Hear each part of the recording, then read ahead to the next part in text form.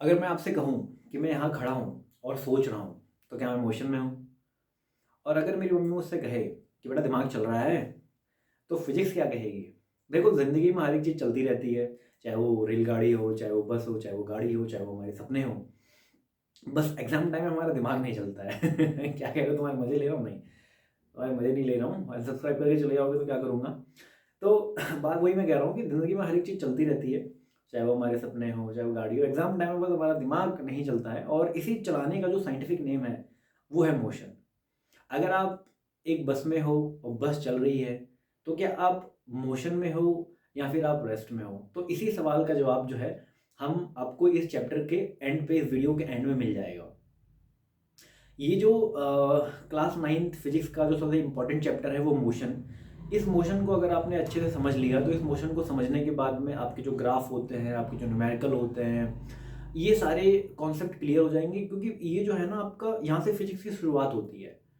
तो अगर आपने इस चैप्टर को समझ लिया, तो आगे के आने वाले जितने भी चैप्टर्स हैं, वो आपको अच्छे से समझ में आएंगे, क्योंकि आगे के जितने भी चैप्टर्स हैं वो इसी पे बेस्ड है, और सारी जो फिजिक्स है 9th क्लास की स्टार्ट होती है, वो इसी चैप्टर से स्टार्ट होती है।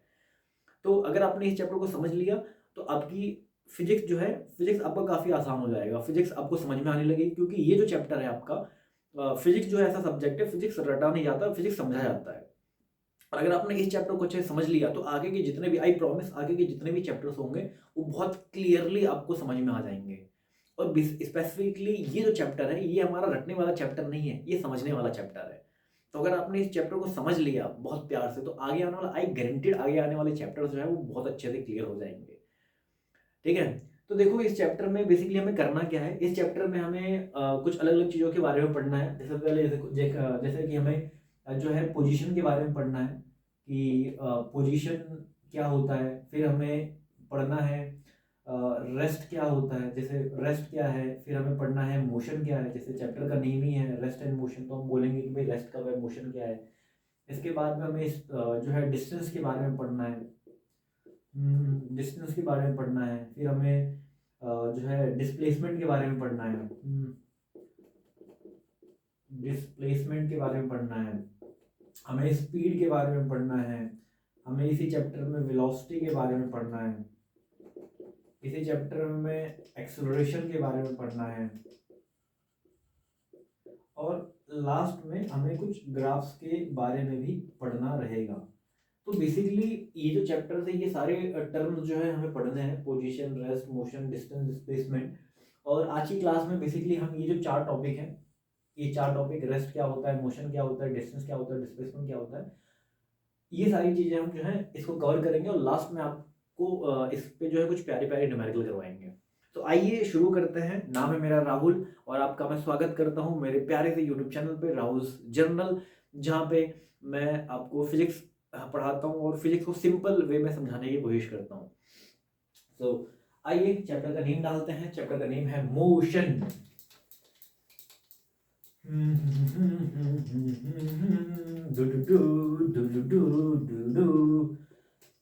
कई सारे बच्चे, नए नए 2026 का बैच स्टार्ट हुआ होगा, हमें ये बच्चे जो है ये वीडियोस देख रहे होंगे, तो उम्मीद करता हूँ इनको ये काफ़ी अच्छे से समझ में आएगा, क्योंकि अगर ये चैप्टर समझ में आया, तो आपको चीज़ें काफ़ी थोड़ी सी आसान हो जाएंगी।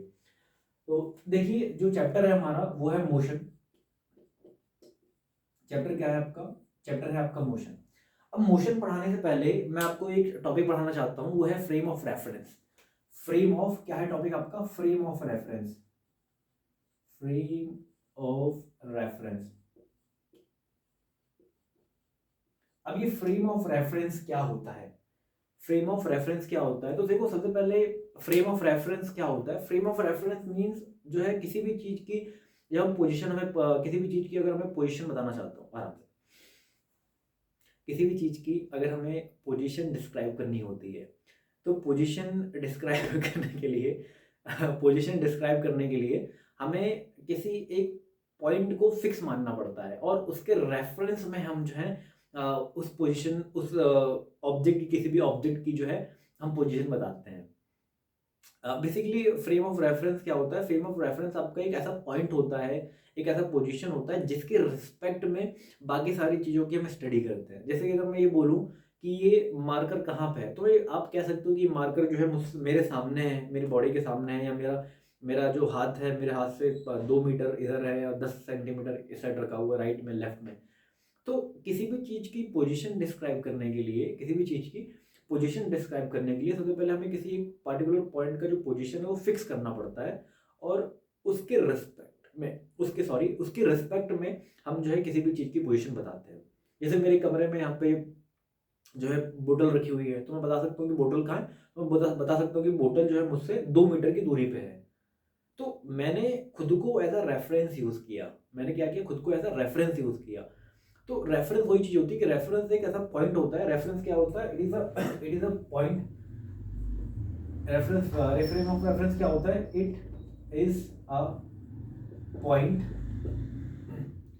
और position, it is a point और पोजीशन फ्रॉम वेयर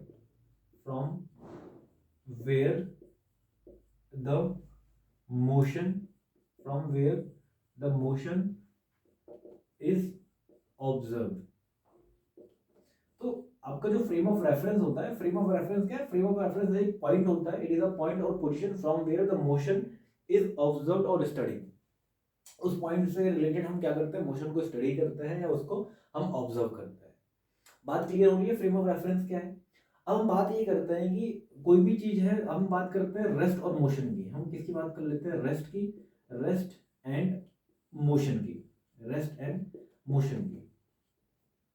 तो क्या रेस्ट क्या है और मोशन क्या है, तो देखो, हम किसी भी ऑब्जेक्ट का जब स्टडी मोशन करते हैं, जब स्टडी करते हैं, तो हमें एक फ्रेम ऑफ रेफरेंस की रिक्वायरमेंट होती है। उस फ्रेम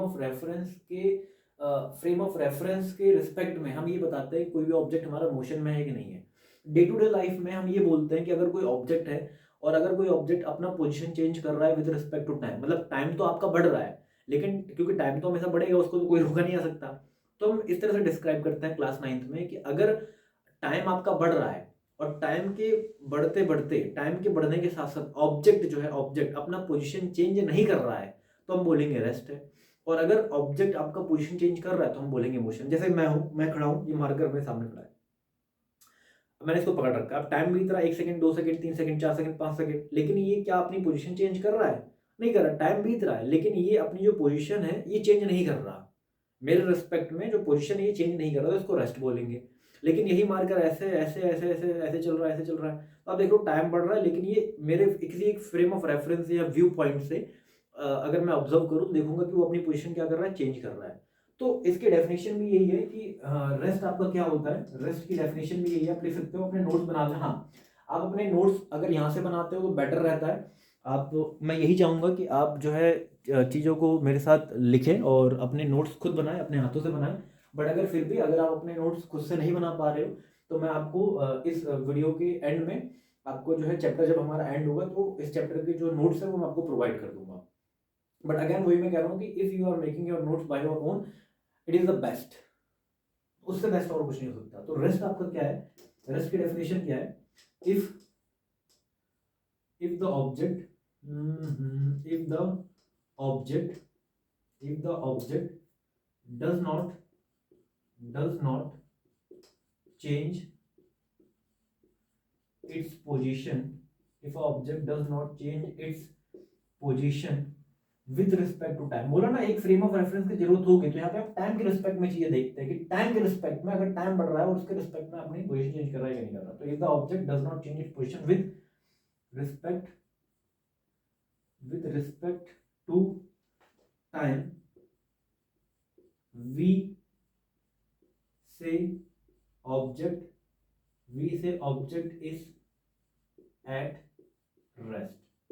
ठीक है, क्लियर है, कोई दिक्कत तो नहीं है। इसी तरह से अगर मैं मोशन की बात करूं कि व्हाट इज मोशन, कोई भी ऑब्जेक्ट मोशन में कब है, कोई भी ऑब्जेक्ट मोशन में कब है, तो सेम यही है कि इफ द ऑब्जेक्ट चेंजेस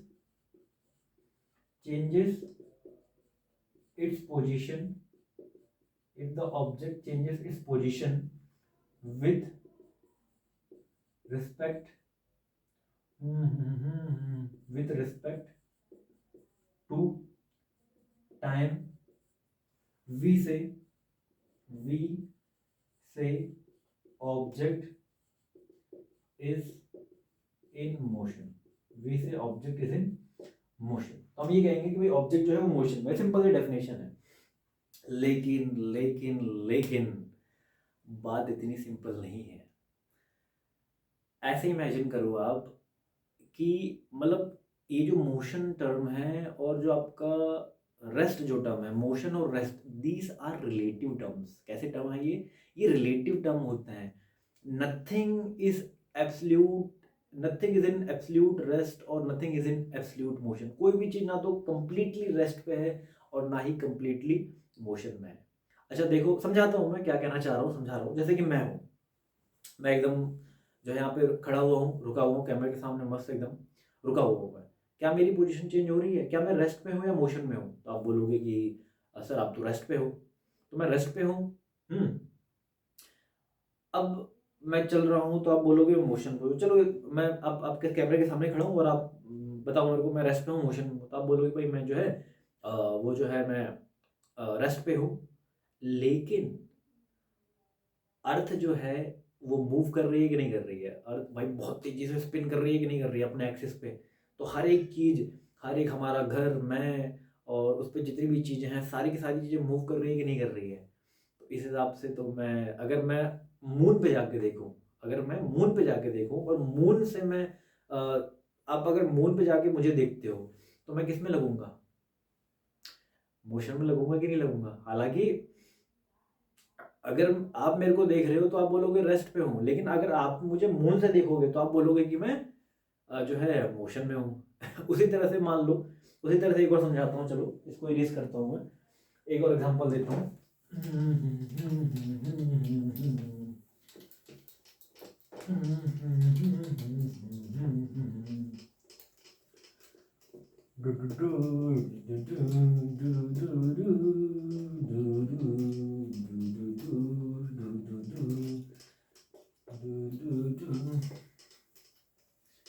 चलो एक और एग्जांपल देता हूँ। मान लो हमारे पास एक ये रेल है, ये रेलगाड़ी है, मस्त एकदम रेलगाड़ी जा रही है,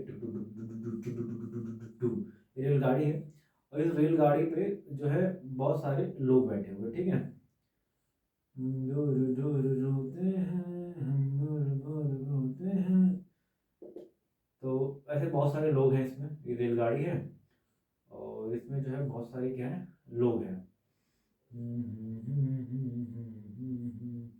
मैं जो है ड्राइंग विदेश से सीख के आया हूँ तो मेरी ड्राइंग बहुत अच्छी है। तो मान लो ये बहुत सारे लोग इस पे जो है चढ़े हुए हैं, रेलगाड़ी के छुक छुक छुक छुक छुक, और यहाँ से अपना ये जो है रेलगाड़ी अपना मस्त चल रही है, यहाँ से धुआं हुआ निकल रहा है, बहुत पुरानी गाड़ी है, स्टीम से निकल रहा है।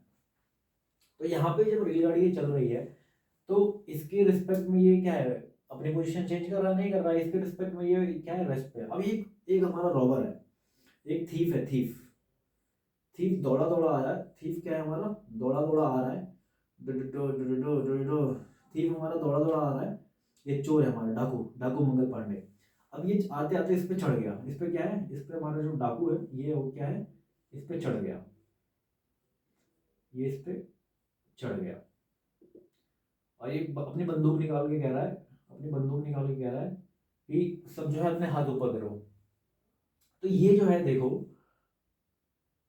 जब ये बाहर था तो ये इसके लिए इमोशन में था, लेकिन जब ये इसके अंदर आ गया, रेलगाड़ी के अंदर आ गया, तो इसके रिस्पेक्ट में सारी सारी चीजें क्या हो गई, रेस्ट में हो गई कि नहीं हो गई?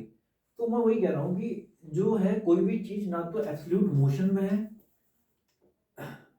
Nothing nothing is in absolute absolute rest और मोशन। और वही चीज, nothing is in absolute rest और मोशन। कोई भी चीज ना तो एब्सोल्यूट रेस्ट पे है और ना आपका मोशन में है। और ना ना तो मोशन का और रेस्ट का कोई मतलब हो जाएगा, ना ना रेस्ट का कोई मतलब रहता है, ना मोशन का कोई मतलब रहता है। अगर आपका जो पॉइंट ऑफ व्यू है, जो व्यूअर है, कहाँ से हम ऑब्जर्व को, मोशन को ऑब्जर्व कर रहे हैं, ये डिस्क्राइब नहीं है, तो मोशन का, रेस्ट का कोई भी मतलब नहीं हो जाता, नहीं रहता है। There is no meaning, there is no meaning of rest और motion, there is no meaning of rest और motion without point of view.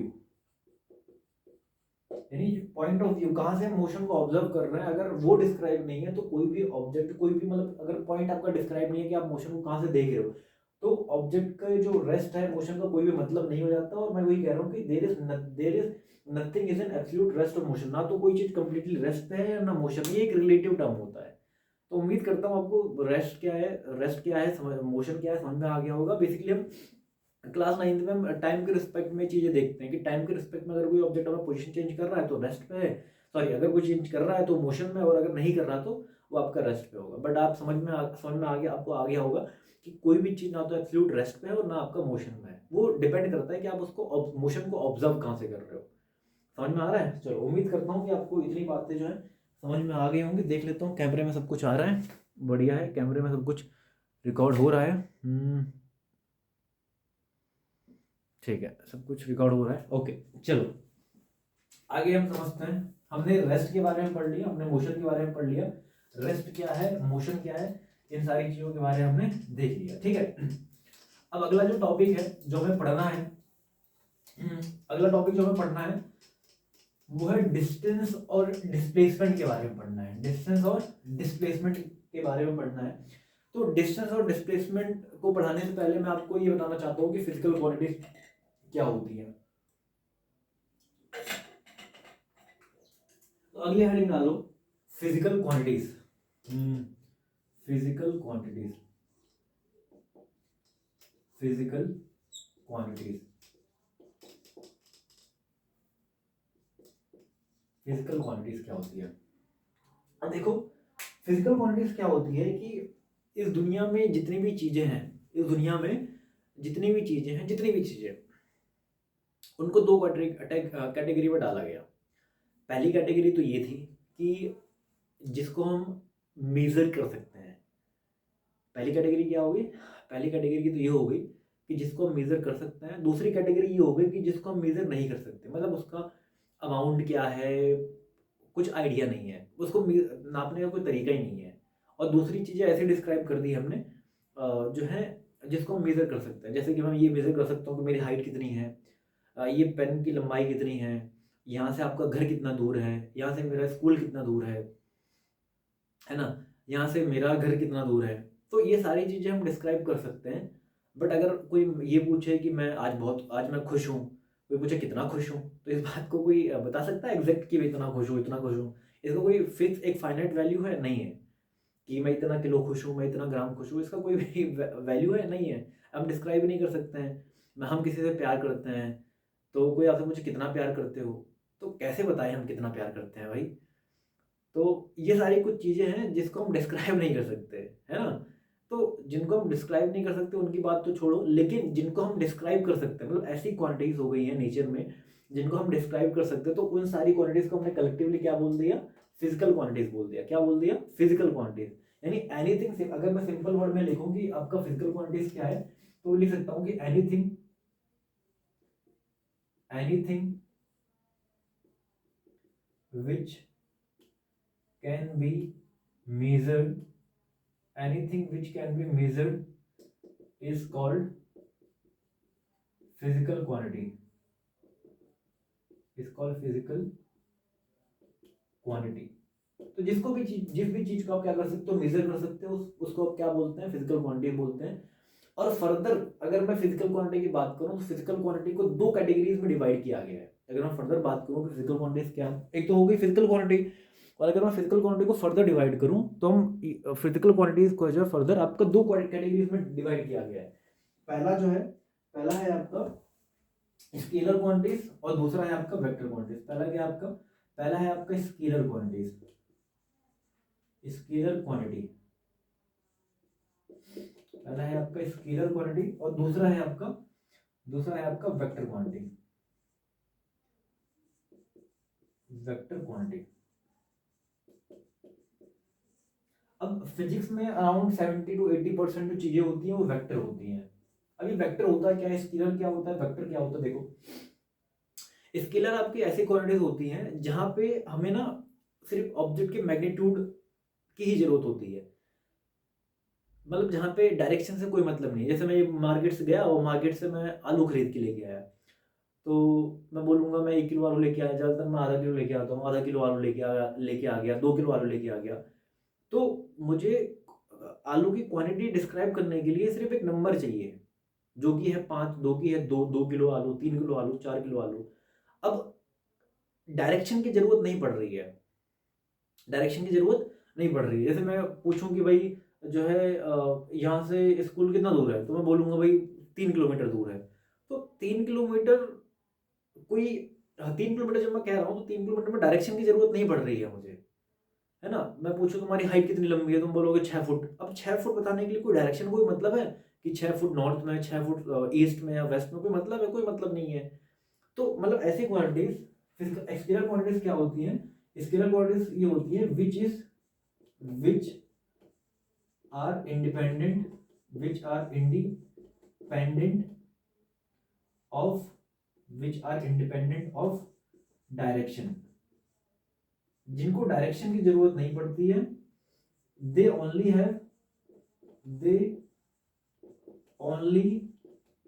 Have magnitude, they only have magnitude to express quantity, to express a physical quantity, to express a physical quantity.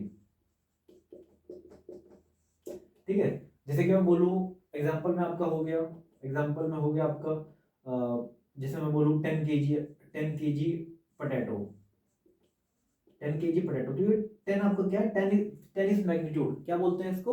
Magnitude बोलते हैं। ये जो numerical value है, इस numerical value को magnitude बोलते हैं। अभी नई नई चीजें होंगी आपके लिए। तो मैग्नीट्यूड मीन्स क्या होता है, जो न्यूमेरिकल वैल्यू होती है उसको क्या बोलते हैं? मैग्नीट्यूड। ये 10 kg पोटैटो, तो ये आपका जो हो गया मास हो गया। तो यहाँ पे हमें क्या, किसी भी चीज की डायरेक्शन की जरूरत पड़ रही है? नहीं पड़ रही। इसमें एग्जांपल आपके क्या हो जाएंगे? इसमें एग्जांपल आपका देखो, लेंथ हो गया, इसमें आपका क्या हो गया? लेंथ हो गया, मास हो गया। जैसे कोई भी सब्जी खरीदते हैं, बोलते हैं ना 1 किलो, 2 किलो, 3 किलो, 4 किलो। आपका लीटर हो गया, लीटर हो गया। इसी तरह से इस चैप्टर में जब हम आगे बढ़ेंगे तो हम स्पीड के बारे में देखेंगे, स्पीड आपकी क्वांटिटी होती है। फिर आपका डिस्टेंस के बारे में पढ़ेंगे, डिस्टेंस एक क्वालिटी होती है। इसी में आगे जो चल के हम पढ़ेंगे पावर जो होती है, पावर आपका स्केलर क्वांटिटी होती है। वर्क जो होता है वो आपका एक स्केलर क्वांटिटी होती है। इसी तरह से एनर्जी के बारे में पढ़ेंगे, एनर्जी आपकी स्केलर क्वांटिटी। तो इस तरह की बहुत सारी चीज़ें हैं। हाँ, एक आपका टाइम होता है, टाइम आपका स्केलर क्वांटिटी होती है। तो ये सारी की सारी क्या होती है? स्केलर क्वांटिटी होती है। मैं पूछूं कितना टाइम हो रहा है, तो आप बोलोगे इस वक्त जो है टाइम कितना हो रहा है, रात के 11, 11:30 बज रहे होंगे। तो इस समय टाइम कितना हो रहा है? इस समय मैं बोलूँगा 11 बजे, 11:30 बज रहा है। तो 11:30 बताने के लिए जो न्यूमेरिकल वैल्यू बता दी है, इट इज़ इनफ। हमें उसको बताने के लिए और किसी डायरेक्शन वगैरह की जरूरत नहीं पड़ रही है। तो जो ऐसी क्वांटिटीज होती हैं which are independent of their magnitude, which are independent of the direction, जिनको किसी भी डायरेक्शन की जरूरत नहीं पड़ रही है, जिनको सिर्फ और सिर्फ, जिनको डिस्क्राइब करने के लिए सिर्फ और सिर्फ किसकी जरूरत पड़ रही है, जिनको डिस्क्राइब करने के लिए सिर्फ और सिर्फ मैग्नीट्यूड की जरूरत पड़ रही है, उसको हम क्या बोलेंगे? स्केलर क्वांटिटी बोलेंगे। और वहीं इसके उल्टे आपका जो वेक्टर क्वांटिटीज क्या होता है? वेक्टर क्वांटिटीज क्या होता है? They require both, they require both magnitude as well as direction। तो जिनको हमें डिस्क्राइब करने के लिए क्या जरूरत पड़ जाए? डायरेक्शन की भी जरूरत पड़ जाए। तो ऐसे क्वांटिटीज को हम क्या बोलते हैं? वेक्टर क्वांटिटीज बोलते हैं। अब जैसे कि मैं ये बोलूं कि कैसे बताऊं, चलो ऐसे, चलो ये बोतल से देखते हैं, बोतल उठाए तो पानी भी पी लेते हैं। जैसे ये बोतल है, अब ये बोतल ऐसे रखी हुई है। अब मैं चाहता हूँ कि ये बोतल ऐसे ऐसे घूम जाए। मैं चाहता हूँ कि क्या हो जाए? मैं चाहता हूँ बोतल ऐसे ऐसे घूम जाए। तो मुझे फोर्स लगाना पड़ेगा, इतना तो पता ही है आपको कि किसी भी चीज को हिलाने के लिए फोर्स लगाना पड़ेगा। अब अगर मैं चाहता हूँ कि बोतल ऐसे घूम जाए, तो मेरे को फोर्स कैसे लगाना पड़ेगा? फोर्स मैं कैसे भी लगा दूँ, ये बोतल घूम जाएगी? नहीं भाई, फोर्स एक स्पेसिफिक डायरेक्शन में लगाना पड़ेगा। जैसे ये फोर्स है, अगर क्या मैं फोर्स ऐसे लगाऊं तो क्या बोतल घूमेगी? नहीं घूमेगी। क्या मैं फोर्स ऐसे लगाऊं बोतल घूमेगी? नहीं घूमेगी। क्या मैं फोर्स ऐसे लगाऊं बोतल घूमेगी? नहीं घूमेगी। क्या मैं ऐसे फोर्स लगाऊं बोतल घूमेगी? नहीं। अगर मैं चाहता हूं कि बोतल घूमे, अगर मैं चाहता हूं कि बोतल रोटेट करे, then I have to apply a force which is perpendicular to that surface. मतलब मुझे फोर्स ऐसे लगानी पड़ेगी, ऐसे लगाऊंगा तब ये बोतल नाचेगी, या ऐसे लगाऊंगा तब ये बोतल नाचेगी। तो यहाँ पे आप देख रहे हो, मुझे एक क्वांटिटी को डिस्क्राइब करने के लिए, मुझे एक फिजिकल क्वांटिटी को डिस्क्राइब करने के लिए डायरेक्शन की भी जरूरत पड़ रही है। तो जो ऐसी क्वांटिटीज होती है जिनको डिस्क्राइब करने के लिए आपको मैग्नीट्यूड तो लगाना ही लगाना पड़ेगा, कितना न्यूटन की फोर्स लगानी पड़ेगी ये तो बताना ही बताना पड़ेगा, साथ में डायरेक्शन भी बताना पड़ेगा कि कितने जो है किस डायरेक्शन में, कितने न्यूटन के साथ साथ में किस डायरेक्शन में फोर्स लगाया जाए। तो ऐसी जो क्वांटिटीज होती है उनको हम वेक्टर क्वांटिटीज बोलते हैं। इनमें आपके, अगर मैं एग्जांपल की बात करूं, इनमें आपके एग्जांपल की बात करूं तो आपका जो है डिस्प्लेसमेंट, जो अगली क्वांटिटी हमें पढ़नी है वो है डिस्प्लेसमेंट हो गया, डिस्प्लेसमेंट हो गया, वेलोसिटी हो गया, डिस्प्लेसमेंट, वेलोसिटी, एक्सेलरेशन हो गया, एक्सेलरेशन हो गया, फोर्स हो गया, फोर्स हो गया, टॉर्क हो गया, एंड ग्रेविटेशनल फील्ड हो गया। और इसमें आपका और बहुत सारी चीज़ें जो हैं आपकी इसमें आती हैं, जैसे एक मोमेंटम के बारे में पढ़ना है आपको, तो मोमेंटम हो गया, इम्पल्स हो गया, और भी बहुत सारी चीज़ें जो हैं आती हैं जो कि आपका वेक्टर क्वांटिटी होती है, जहाँ पे आपका मैग्नीट्यूड डायरेक्शन की जरूरत पड़ती है। मतलब फिजिक्स में आपका मोर देन आधे से ज़्यादा चीज़ें क्या होती है, वेक्टर ही होते हैं। तो इनके बारे में आप डिटेल में जो है चीज़ें पढ़ोगे, तो ये चीज़ें मैं पढ़ ली कि स्केलर क्या होता है, क्वांटिटी क्या होती है, और वेक्टर क्वांटिटीज क्या होती है। उम्मीद करता हूँ आपको ये समझ में आया होगा। अगर आपको ये सारी चीज़ें समझ में आ गई है तो इसको नोट कर लेते हैं, फिर आगे इसको इरेज करता हूँ, ठीक है। फिर आगे हम समझते हैं जो है, आगे हम समझेंगे कि डिस्टेंस क्या होता है और डिस्प्लेसमेंट क्या होता है। इरेज करूं? ओके, 1 2 3 4 इरेज कर रहा हूं मैं, ठीक है। Do do do do do do. अच्छा, जब क्लास 9 में बच्चे आते हैं तो अपने आप को काफ़ी बड़ा समझने लगते हैं भाई, क्योंकि जो है गवर्नमेंट वगैरह भी जो है वो क्लास 8 को भी बालक समझते हैं, क्योंकि जब विंटर वगैरह वेकेशन पड़ती है तो उसमें यही होता है कि 1 to 8, नर्सरी टू 8 क्लासेस बंद होती है। तो जब बच्चा क्लास 9 में आता है तो उसको नए नए एकदम पर लग जाते हैं। बच्चा एकदम खुश होता है, अरे मैं तो सीनियर हो गया मैं और जो है प्यार मोहब्बत भी, क्या कुछ बच्चे प्यार मोहब्बत में ही पड़ जाते हैं कि सर ये जो है लड़की मुझसे प्यार करती है। मतलब कैसे, क्या प्रूफ है कि ये लड़की तुमसे प्यार करती है? सर अगर प्यार नहीं है तो जिस टाइम पे मैं स्कूल आता हूँ उसी टाइम पे ये स्कूल क्यों आती है? जिस टाइम पे जो है जिस कलर का यूनिफॉर्म मैं पहनता हूँ उसी कलर का यूनिफॉर्म ये पहनती है। जिस टाइम पे मैं स्कूल से निकलता हूँ घर के लिए उसी उसी टाइम पे जो है ये स्कूल से अपने अपने घर के लिए भी निकलती है। जिस टाइम पे मैं लंच करता हूँ उसी टाइम पे ये भी लंच करती है। अब बताइए प्यार नहीं है तो क्या है? अब इसको मैं क्या बोलूँ? मतलब ऐसे केस देखने को मिलते हैं जो है स्कूल वगैरह में। क्लास 9th में ज़्यादातर चीज़ जो है 9th वाले बच्चे और 11th वाले बच्चे ज़्यादा करता है। तो यही है, आपका थोड़ा सा टाइम चल रहा है पढ़ने का तो पढ़ लीजिए, इन सब चीज़ों में कुछ रखा नहीं है। जब बच्चे क्लास में जाते हैं तो उनको लगता है कि ये 50-60 बच्चे का जो बैच है, इन्हीं ग्रुप में से ये जो है पार्टिकुलर ये लड़की मेरे लिए मेरी दुनिया है, मेरा सब कुछ है। अरे ऐसा नहीं है, अभी तो दुनिया बहुत छोटी है। अभी तो आपने अभी देखा क्या है आपने? वो बस नहीं है कि बस वही मेरा सोलमेट है, वही मेरा जो है मेरा हार्ट बीट है। तो अभी दुनिया में आपने बहुत सारी चीज़ें देखी नहीं है। दुनिया से बाहर निकलो, और भी दुनिया है, अलग अलग चीज़ें हैं, चीज़ों को एक्सप्लोर करो, देखो। इतना जल्दी डिसीजन मत लो, प्यार मोहब्बत करने के लिए भी टाइम है, अभी अपना पढ़ाई वढ़ाई कर लो। तो तो चलो, तो करते हैं। अभी हमें पढ़ना है डिस्टेंस के बारे में। डिस्टेंस के बारे में पढ़ना है, डिस्टेंस के बारे में पढ़ना है, और डिस्प्लेसमेंट के बारे में पढ़ना है। डिस्प्लेसमेंट के बारे में पढ़ना है। अब देखो, डिस्टेंस क्या होता है और डिस्प्लेसमेंट क्या होता है, इनको समझना बहुत जरूरी है, क्योंकि आगे के जितने भी कॉन्सेप्ट हैं वो डिस्टेंस और डिस्प्लेसमेंट पे हैं। बेसिकली डिस्प्लेसमेंट को समझना बहुत जरूरी है, क्योंकि बहुत सारे कॉन्सेप्ट जो है वो डिस्प्लेसमेंट के ऊपर है। अगर आपने डिस्प्लेसमेंट समझ लिया कैसे निकालता है क्या होता है, तो आप बात मानिए कि काफ़ी चीज़ें थोड़ी सी आसान हो जाएंगी, मतलब काफ़ी चीज़ें आसान हो जाएंगी, समझने में ईजी रहेगा आपको। तो देखो, आपका जो डिस्प्लेसमेंट डिस्टेंस होता है, डिस्टेंस को हम जो है रिप्रेजेंट करते हैं डी से। इसको हम कैपिटल डी से रिप्रेजेंट करते हैं। किससे रिप्रेजेंट करते हैं? It is represented. अब भाई देखो, जरूरी नहीं है ना हर बार हम डिस्टेंस डिस्टेंस लिखेंगे, इतना बड़ा वर्ड कौन लिख पाएगा, तो इसलिए हमने एक छोटा सा वर्ड डिस्क्राइब किया कि अगर कहीं ये लिखा हो तो इसका मतलब समझना डिस्टेंस लिखा हुआ है। तो it is represented by capital D. Capital D से रिप्रेजेंट करते हैं, और कई बार इसको हम एस से भी रिप्रेजेंट करते हैं। किससे? जो है एस से भी रिप्रेजेंट करते हैं। अगर हम डिस्प्लेसमेंट की बात करें तो displacement is represented by S. इसको भी एस से रिप्रेजेंट करते हैं, इसको डी से रिप्रेजेंट करते हैं। कई मतलब इतना डिफरेंस नहीं है रिप्रेजेंट करने का, आप समझ जाओगे बात किसकी हो रही है। इसको हम डी से, कैपिटल डी से रिप्रेजेंट करते हैं, इसको हम एस से रिप्रेजेंट करते हैं, पर किसी किसी बुक में डिस्टेंस को भी एस से रिप्रेजेंट कर देते हैं। तो इतना जो है लड़ने वाली बात नहीं है, वो आप समझ जाओगे। बेसिकली कॉन्सेप्ट आप मैटर करता है, बाकी क्या चीजें हैं वो आप खुद जो है समझ जाओगे, इसके लिए परेशान मत हो। अब जो डिस्टेंस क्या होता है, देखो डिस्टेंस आपका होता है, पहले मैं डेफिनेशन लिख देता हूँ, ये होता है क्या है?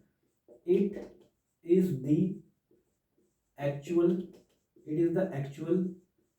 Path covered by body. It is the actual path covered by a body.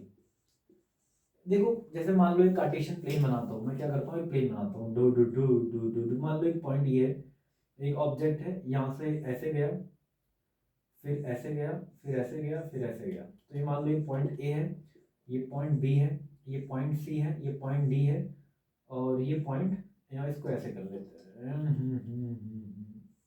ये ऐसे ये ए हो गया, बी हो गया, सी हो गया, डी हो गया। तो एक पर्सन है, वो पहले आपका ए टू बी जाता है, बी टू सी जाता है, सी टू डी जाता है, सी टू क्या आता है? डी आता है। तो पर्सन ऐसे गया, ऐसे ऐसे ऐसे ऐसे ऐसे ऐसे यहाँ पहुंच गया।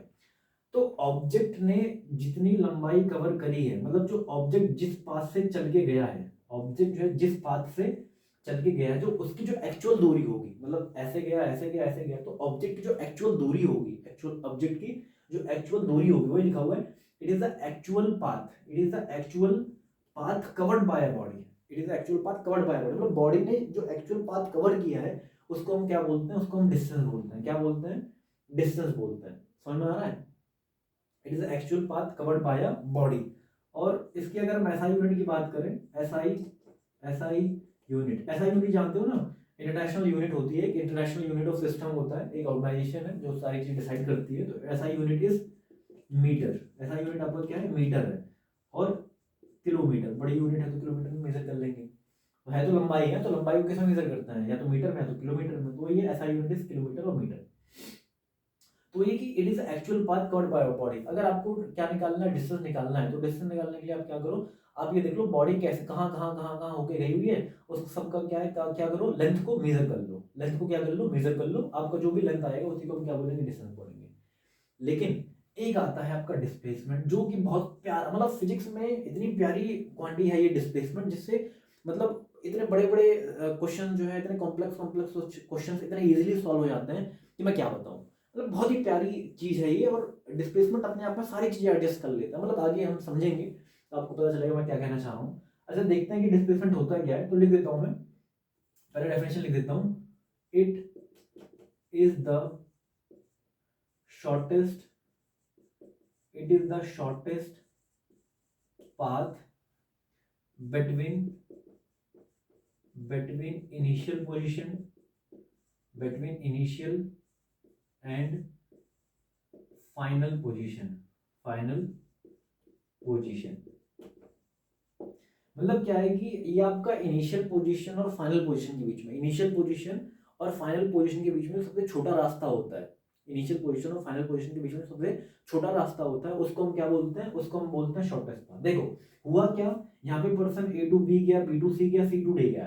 तो इसको जो डिस्प्लेसमेंट होता है, डिस्प्लेसमेंट को ये मतलब नहीं होता है कि आप कितना घूम रहे हो, कितना टहल रहे हो। उसको इस बात से मतलब होता है कि आपने शुरू कहाँ से किया और आपने एंड कहाँ से किया। तो आपने शुरू यहाँ से किया और एंड आपने यहाँ पे कर दिया। तो ये वाली जो पाथ होगी ए टू डी जो लेंथ होगा, ए टू डी जो लेंथ होगा, ए टू डी, ये आपका क्या हो जाएगा, ये आपका डिस्प्लेसमेंट हो जाएगा।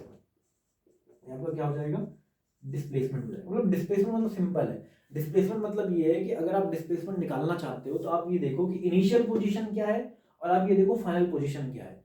तो इनिशियल पोजीशन और फाइनल पोजीशन के बीच में जो स्ट्रेट लाइन होगी, जो शॉर्टेस्ट पाथ होगा, आपको पता है शॉर्टेस्ट किसी भी दो पॉइंट्स के बीच में जो शॉर्टेस्ट पाथ होता है, अगर हम 2D में बात करें तो वो आपका एक स्ट्रेट लाइन होता है। भाई अगर आपको एक जगह से दूसरी जगह जाना है तो उसका शॉर्टेस्ट पाथ क्या होगा, एक जो स्ट्रेट लाइन होगी वही तो होगी।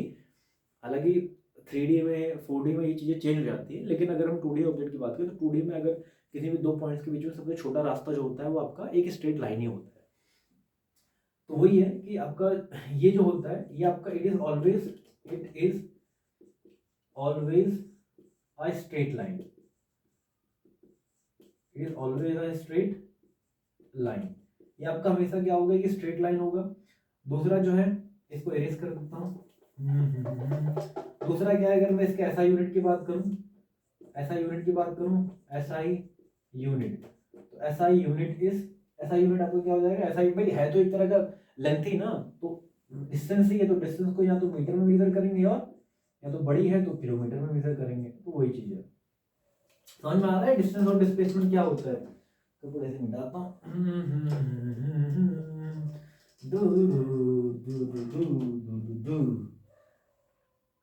है ना। तो ऐसा यूनिट हो गई। अब देखो जैसे मान लो एक पर्सन ऑब्जेक्ट है, ऐसे गया ऐसे गया ऐसे गया ऐसे गया ऐसे गया ऐसे ऐसे ऐसे यहाँ पहुंच गया, ये पॉइंट ए है ये पॉइंट बी है। तो अगर हम पॉइंट ए और पॉइंट बी के बीच में पूछूं बताओ डिस्टेंस कितना है, तो डिस्टेंस निकालने के लिए धागा ले लोगे, धागा ऐसे ऐसे ऐसे रखते चले जाओ रखते चले जाओ रखते चले जाओ, तो सारा मेजर कर लो, क्या आ जाएगा आपका डिस्टेंस आ जाएगा। लेकिन अगर पूछो डिस्प्लेसमेंट कितना है, तो डिस्प्लेसमेंट के लिए आप क्या करो, ये इनिशियल पोजीशन है ये फाइनल पोजीशन है, इनिशियल से फाइनल आप क्या कर दो, एक स्ट्रेट लाइन जोड़ दो और ये जो होगा आपका वो क्या हो जाएगा, डिस्प्लेसमेंट हो जाएगा। वही मैं कह रहा हूँ कि जो आपका डिस्प्लेसमेंट होता है it is always a straight line, ये हमेशा क्या होगी, एक स्ट्रेट लाइन होगी। लेकिन अगर मैं डिस्टेंस बोलूँ तो डिस्टेंस आपका कैसा भी हो सकता है, distance distance can be, distance can be of any shape, distance can be of any, distance आपका किसी भी शेप का हो सकता है, जिगजैग जिगजैग हो सकता है, जिगजैग कर्व, तो कैसा भी हो सकता है। समझ रहे हो मैं क्या कहना चाह रहा हूँ। तो ये कुछ बातें हुई हैं डिस्टेंस के बारे में और कुछ बातें हुई हैं डिस्प्लेसमेंट के बारे में।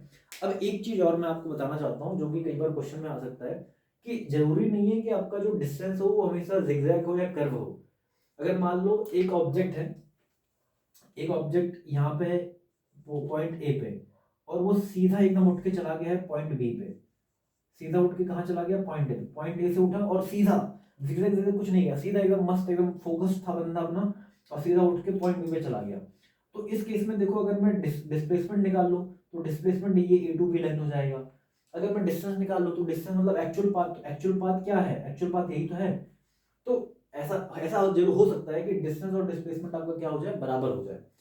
तो ये आपका पॉसिबल है, या तो डिस्टेंस डिस्प्लेसमेंट हमेशा बराबर हो जाएगा, या ये हो सकता है कि जो डिस्टेंस होगा, डिस्टेंस होगा मैं ये लिख सकता हूँ कि डिस्टेंस इज या तो इक्वल हो सकता है या तो ग्रेटर देन होगा। डिस्टेंस क्या होगा, या तो डिस्टेंस हमेशा आपका इक्वल हो सकता है या फिर डिस्टेंस हमेशा बड़ा होगा किससे, डिस्प्लेसमेंट से, डिस्प्लेसमेंट से।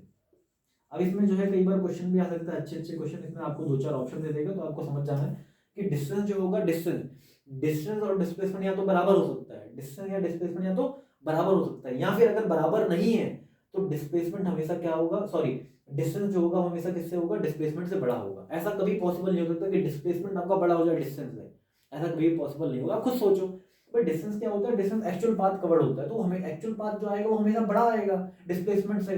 दो पॉइंट्स के बीच में जो शॉर्टेस्ट पार्ट होगा उनसे हमेशा क्या होगा, बड़ा आएगा। तो ये चीज आपको ध्यान रखनी है कि displacement is always greater than और इक्वल टू डिस्प्लेसमेंट, या तो इक्वल हो सकता है, ये इक्वल है, और या तो ग्रेटर देन होगा। तो ये कुछ बातें आपको ध्यान रखनी है और उम्मीद करता हूँ आपको समझ में आया होगा। इसको आप नोट कर लीजिए और इसके बाद कुछ एक आध प्यारे प्यारे न्यूमेरिकल कर लेते हैं और इसके बाद इस लेक्चर को हम एंड करते हैं, ठीक है।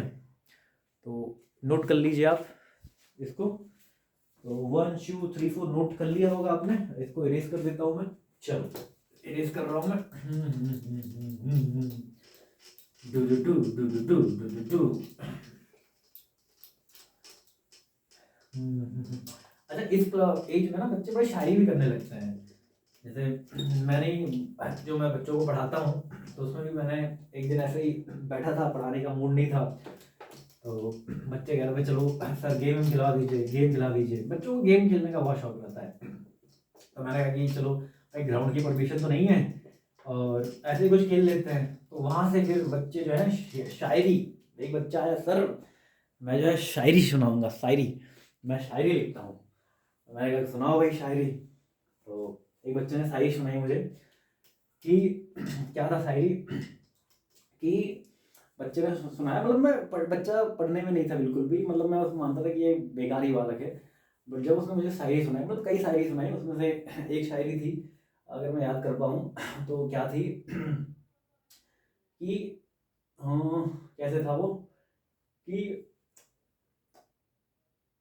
पानी की प्यास है, पानी से ही बुझेगी। पानी की प्यास है, पानी से ही बुझेगी, मैं शराब का क्या करूँगा। पानी की प्यास है, पानी से ही बुझेगी, मैं शराब का क्या करूँगा।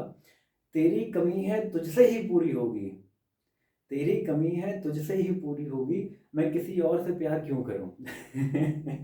तो इस तरह की बच्चे शायरी, और भी बहुत सारी शायरी बच्चों ने सुनाई है।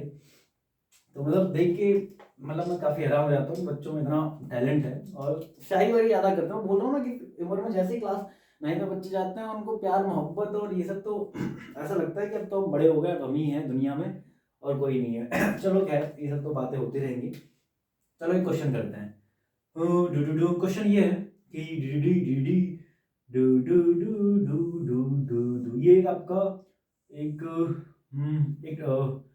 एक आपका रेक्टेंगल है, ये है 5, ये है 12, ये 5 है 12 है, और एक इसको हम नामकरण कर देते हैं ए बी सी डी। तो 5 है तो ये भी 5 हो जाएगा, और ये 12 है तो ये भी 12 हो जाएगा आपका, ठीक है। ये भी 12 है तो ये भी 12 हो जाएगा, ठीक है। चलो, तो एक पर्सन है, a person moves, A to B, B to D, A to B गया, बी टू डी गया, ए बी, अच्छा ऐसा वो नेम थोड़ा सा उल्टा हो गया, लेकिन कोई दिक्कत नहीं, ए बी सी डी कोई दिक्कत, कॉन्सेप्ट ही समझना है। A person moves A to B, B to D. तो calculate total distance, calculate total distance and displacement, calculate total distance and displacement, total distance और डिस्प्लेसमेंट निकालना है। तो चलो एक बार वीडियो को पॉज कर लो, पॉज करने के बाद में इसको सॉल्व करो। चलो पॉज कर लिया। तुम्हें जो है इस रेक्टेंगल की कसम, इस वीडियो को पॉज करके ट्राई करो, तभी अगर ना आए तभी इस वीडियो को प्ले करो, एक बार तो ट्राई करना जरूरी है। तो देखो क्या है, अगर हम डिस्टेंस निकालें, क्या निकालें, डिस्टेंस निकालें, डिस्टेंस। तो डिस्टेंस आपका क्या होता है, डिस्टेंस होता है actual path covered by body. तो पहले बॉडी ए से बी गया, तो ये वाला लेंथ हो गया, ए टू बी गया, फिर बी, ए टू बी गया, फिर बी टू डी गया, फिर ये यहाँ पे गया। तो एक्चुअल पाथ कितना कवर हो गया, एक्चुअल पाथ पहले 12 कवर किया, फिर 5 कवर किया, तो कितना हो गया आपका 17 मीटर। ये मीटर में है, जो भी यूनिट है, मीटर यूनिट है, मीटर ले लिया। तो डिस्टेंस आपको कितना हो गया, 17 मीटर आ गया। कितना आ गया, 17 मीटर आ गया। अगर मैं डिस्प्लेसमेंट की बात करूँ कि डिस्प्लेसमेंट कितना किया है, अगर डिस्प्लेसमेंट की बात करूँ तो डिस्प्लेसमेंट कितना किया है, तो डिस्प्लेसमेंट देखो कितना हो जाएगा। डिस्प्लेसमेंट मैंने क्या बताया, डिस्प्लेसमेंट को फर्क पड़ता है इनिशियल और पोजीशन से। आप कहाँ दुनिया भर में घूम घाम के आए उससे फर्क नहीं पड़ता। आप ये देखो डिस्प्लेसमेंट कहाँ से लेके कहाँ तक है। तो इनिशियल डिस्प्लेसमेंट को सिर्फ इनिशियल पोजीशन और फाइनल पोजीशन से फर्क पड़ता है। तो इनिशियल पोजीशन कहाँ है आपका, ये। फाइनल पोजीशन कहाँ है आपका, ये। तो क्या करो, इनिशियल और फाइनल के बीच में क्या कर दो, एक स्ट्रेट लाइन जोड़ दो। तो ये जो होगा आपका क्या होगा, ये जो लेंथ होगी एडी की, ये आपकी क्या हो जाएगी, डिस्प्लेसमेंट हो जाएगी। आपको पता है कि रेक्टेंगल में 90 डिग्री होता है, तो ये हाइपोटेनियस है कि नहीं है, तो बस निकाल लो। एडी का स्क्वायर इज इक्वल टू 12 का स्क्वायर प्लस 5 का स्क्वायर। तो ये हमारा कितना आ जाएगा, एडी की वैल्यू कितनी आ जाएगी, एडी की वैल्यू आ जाएगी 144 प्लस 25, क्योंकि कितना आ जाएगा, एडी की वैल्यू कितनी आ जाएगी, एडी की वैल्यू आ जाएगी 169। तो 169 क्या होता है, 13। तो AD आपका कितना हो जाएगा, 13 आ जाएगा, और डिस्प्लेसमेंट की वैल्यू आपकी कितनी हो जाएगी, डिस्प्लेसमेंट आपका कितना हो जाएगा, 13 मीटर आपका डिस्प्लेसमेंट हो जाएगा। तो इस तरह के क्वेश्चन आप कर सकते हो। और चलो इसको नोट कर लो, फिर एक और क्वेश्चन करवाता हूँ मैं। Do do do do do do do do do do do. चलो नोट कर लिया होगा भाई। Do do do do do do do.